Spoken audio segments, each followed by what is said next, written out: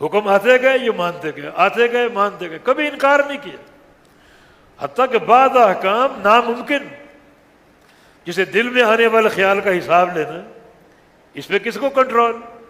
صحابہ تو پریشان ہو گئے۔ نبی علیہ السلام نے فرمایا کہ تم بنی اسرائیل والا معاملہ نہ کرو، قولوا سمعنا واطعنا، بس تم یہ کہہ دو ہم نے سنا اور مان لیا، اور صحابہ نے کہہ دیا سمعنا واطعنا، اللہ نے پھر آسانی بھیج دی۔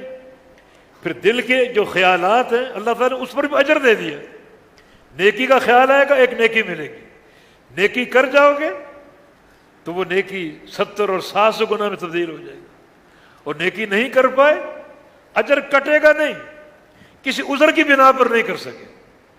گناہ کا خیال آئے تو کچھ نہیں، ابھی کچھ نہیں لکھا جائے گا، گناہ کر لیا تو 1 لکھا جائے گا، 700 نہیں، اور گناہ نہیں کیا تو نہ کرنے کا اجر ہے۔ اس میں اس استقامت کا عمل دخل ہے۔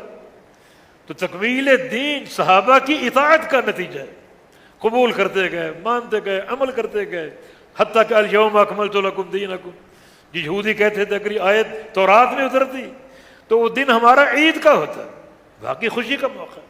یہ صحابہ کے لیے شاباشی ہے، امتحان میں کامیابی ہے، ان کے تقویٰ کی سند ہے۔